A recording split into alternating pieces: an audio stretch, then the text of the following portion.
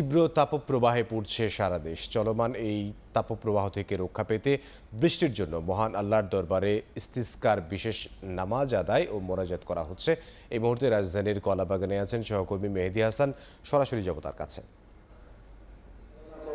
ইস্তিগফার নামাজ অর্থাৎ বৃষ্টির জন্য যে নামাজ, সেই নামাজ কিন্তু এর মধ্যে কিছুক্ষণের মধ্যেই শুরু হবে। আমরা এই মুহূর্তে রয়েছি রাজধানীর পান্থপথে। আমরা সকাল থেকে দেখেছি, অর্থাৎ ফজরের নামাজ পর থেকেই কিন্তু সাধারণ মুসল্লি যারা রয়েছে তারা একে একে কিন্তু জড়ো হতে শুরু করেছে এবং এই মুহূর্তে কিন্তু খুতবা চলছে এবং খুতবার একদম শেষ পর্যায়ে কিছুক্ষণের মধ্যেই এই নামাজে দাঁড়াবেন মুসল্লিরা। এবং একটু জানিয়ে রাখি যে গত এক সপ্তাহ যাবৎ রাজধানীর যে তাপমাত্রা, সেই তাপমাত্রা কিন্তু প্রায় 40 ডিগ্রি সেলসিয়াসের আশেপাশে। আজও কিন্তু সেই তাপমাত্রা কিন্তু 39 ডিগ্রি সেলসিয়াস হওয়ার কথা রয়েছে। অর্থাৎ যেই গরমের অর্থাৎ তীব্র গরমে কিন্তু একেবারেই অতিষ্ঠ সাধারণ মানুষ, প্রাণীকুল একেবারেই অষ্টাগত, সবচেয়ে বেশি আসলে ক্ষতিগ্রস্ত হচ্ছে খেটে। সেই থেকে রক্ষা পেতেই কিন্তু এই মুহূর্তে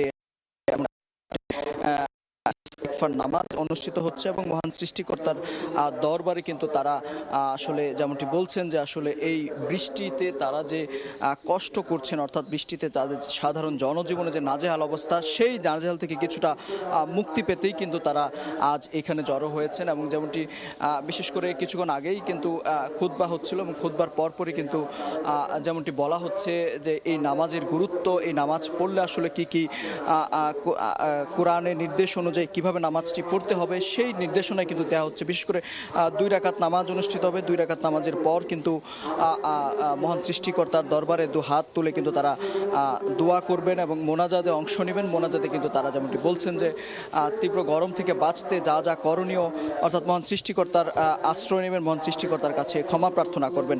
বিশেষ করে একটু জানিয়ে রাখি যে এই নামাজ কিন্তু গত কয়েকদিন যাবতই কিন্তু পুরো দেশব্যাপী অনুষ্ঠিত হচ্ছে এবং দেশব্যাপী পাশাপাশি এই রাজধানীতেও কিন্তু গত 2-3 দিন যাবৎ আমরা দেখছি যে প্রতিদিনই এই নামাজ অনুষ্ঠিত হচ্ছে এবং এই নামাজে কিন্তু শিশু থেকে বয়স্ক, আমরা যে একটু যদি বলি যে এই সকাল, অর্থাৎ এখন কিন্তু সকাল 6:30, সেই 6:30টায় কিন্তু সাধারণত এত মুসল্লির আগমন হয়ে থাকে না, কোনো জমায়েতে কিন্তু এত মুসল্লির আগমন হয়ে থাকে না। আমরা এখন কিন্তু যেমনটি দেখছি প্রায় 500 মানুষ কিন্তু এই নামাজে অংশ নিয়েছেন এবং সেই নামাজে শুধু মুসল্লিরাই নয়, সাধারণ খেটে খাওয়া মানুষ, শিশু থেকে বয়স্ক সবাই কিন্তু অংশ নিয়েছেন। যদিও একটু জানিয়ে রাখি গত রাতেও এই রাতেও কিন্তু তাপমাত্রা কিছুটা সহনীয় ছিল এবং স্বাভাবিকভাবেই এটি কিন্তু প্রতি রাতেই সহনীয় পর্যায়ে থাকে। তবে সেটি কিন্তু বেলা বাড়ার সাথে সাথে দুপুর 12টার পর থেকে কিন্তু সেটি অস্বাভাবিক পর্যায়ে বাড়তে থাকে এবং এর পর থেকেই সাধারণ মুসল্লি কিন্তু অর্থাৎ সাধারণ মানুষ কিন্তু এক প্রকার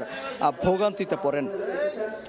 এর বাইরেও একটু জানিয়ে রাখি, তারা যেমনটি বলছেন যে তাদের এই নামাজে অংশ নিয়ে একদম এক প্রকার ধর্মীয় বিশ্বাস যে আল্লাহ তাআলা তাদের ডাকে সাড়া দিবেন এবং রহমতের বৃষ্টি তাদের সকল কষ্ট দূর করবেন, এমনটাই কিন্তু তারা প্রত্যাশা করছেন। এবং যেমনটি একটু জানিয়ে রাখি, আজ সকালেই কিন্তু ফজরের নামাজ পরপর এই মুহূর্তে যে স্টাফ কোয়ার্টার কলোনিতে রয়েছে আমরা, সেই স্টাফ কোয়ার্টার কলোনিতে অসংখ্য মানুষ এসেছেন এবং আশপাশের যে মসজিদগুলো রয়েছে সেই মসজিদগুলো থেকেও কিন্তু মানুষজন এসে এই নামাজে অংশ নিয়েছেন এবং শুধু নিজেই আসেননি, নিজের পরিবার পরিজন নিয়ে এই নামাজে অংশ নিয়েছেন এবং তারা যেমনটি বলছেন যে সকলে মিলেই কিন্তু মহান আল্লাহ তাআলার কাছে কিন্তু ক্ষমা প্রার্থনা করবেন এবং ক্ষমার পর যে রহমতের বৃষ্টির অপেক্ষা, সেই বৃষ্টির অপেক্ষা দূর হবে, এমনটাই কিন্তু প্রত্যাশা করছেন সাধারণ মুসল্লিরা। একটু জানিয়ে রাখি, শুধু এই নামাজই নয়, আমরা যতদূর জানতে পেরেছি রাজধানীতে সারাদিন ব্যাপী কিন্তু এই নামাজের আয়োজন করা হয়েছে। রাজধানীর বিভিন্ন জায়গায় কিন্তু এই নামাজ অনুষ্ঠিত হবে, এমনটি কিন্তু আমাদের জানিয়েছেন আসলে বিভিন্ন মসজিদ কর্তৃপক্ষ। এবং বিশেষ করে যদি বলি যে নামাজটির ফাঁকা মাঠে অনুষ্ঠিত হচ্ছে এবং তার যে নিয়ম অনুযায়ী কিন্তু ফাঁকা মাঠেই কিন্তু এই নামাজে পড়তে হয়, এমনটি কিন্তু আমরা ইমামদের সাথে কথা বলেছি, পাচ্ছি তারা ঠিক এমনটি বলছেন। এবং এই মুহূর্তে নামাজে আমরা দেখতে পাচ্ছি দাঁড়িয়ে পড়েছেন মুসল্লিরা এবং কিছুক্ষণের মধ্যেই নামাজটি শুরু হবে। নামাজের পরপর তারা যেই মোনাজাতে কিন্তু মহান আল্লাহর কাছে ক্ষমা চাইবেন এবং বিশেষ করে কান্নাকাটির মাধ্যমে, অর্থাৎ তারা তাদের সকল জীবনের গুনার জন্য ক্ষমা চাওয়ার পাশাপাশি যে রহমতের বৃষ্টির অপেক্ষা, অর্থাৎ এতদিনের অপেক্ষার প্রতিফলন, অর্থাৎ তারা সেই প্রতিফলনের জন্যই কিন্তু এই মুহূর্তে এই নামাজে অংশ নিয়েছেন। একটু জানিয়ে রাখি, প্রায় 5 থেকে 6 শত মুসল্লি এই মুহূর্তে নামাজে অংশ নিয়েছেন এবং তাদের যে বিশ্বাস, এই নামাজের মধ্য দিয়েই কিন্তু এই নামাজ, অর্থাৎ এই মহান আল্লাহ তাআলার কাছে এই 2 রাকাত নামাজ আদায়ের পর যে মোনাজাত করবেন, সেই মোনাজাতের মধ্য দিয়ে আল্লাহ তাআলা সন্তুষ্টি অর্জন করতে পারবেন এবং সেই যে রহমতের বৃষ্টির তারা অপেক্ষা করছেন, তারা যেমনটি বলছেন যে বৃষ্টি, সেই বৃষ্টির পর কিন্তু কিছুটা হলেও স্বস্তি নেমে আসবে। এই মুহূর্তে নামাজ শুরু হয়ে গেছে, আমরা একটু নামাজে চলে যেতে চাই।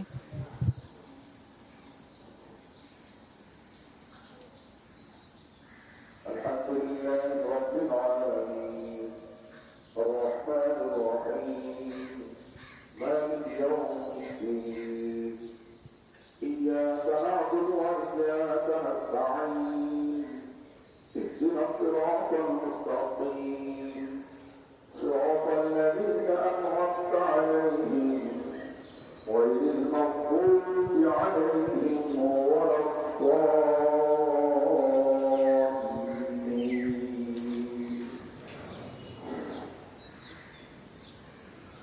سبح اسم ربك الأعلى الذي خلق فسوى والذي قدر فهدى والذي أخرج المرعى فجعله غثاء أحوى سنقرئك فلا تنسى إلا ما شاء الله إنه يعلم الجهر وما يخفى ونذكرك باليسرى فذكر بالنفعة الذكرى فيذكر من يخشى ويتجنبها الأشقى الذي يصلى النار الكبرى ثم لا يموت فيها ولا يحيا قد أفلح من تزكى وذكر اسم ربه فصلى بل تؤثرون الحياة الدنيا والآخرة خير وأبقى إن هذا لفي الصحف الأولى صحف إبراهيم وموسى الله أكبر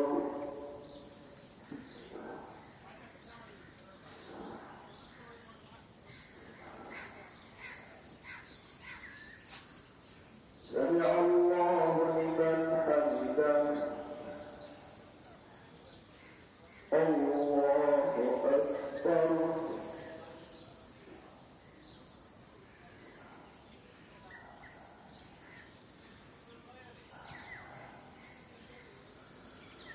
الله أكبر الله أكبر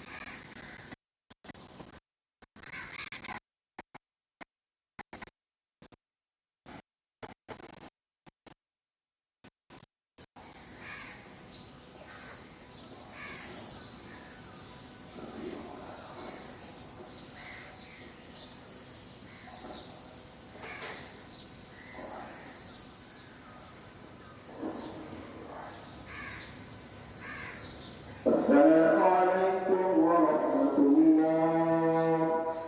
السلام عليكم ورحمة الله. استغفر الله.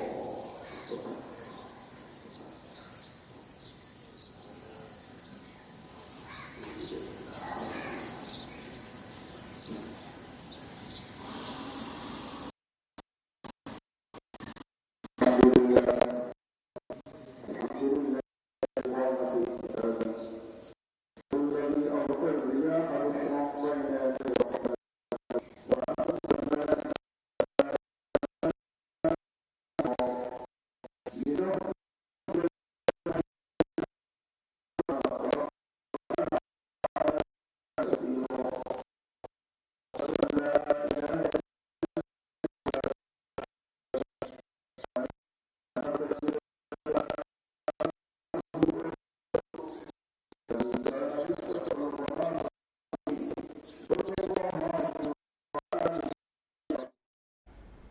রাজধানীর কলাবাগানে বৃষ্টির জন্য ইস্তিসকার নামাজ আদায় করছেন মুসল্লিরা। আমরা সরাসরি ছিলাম সেখানে।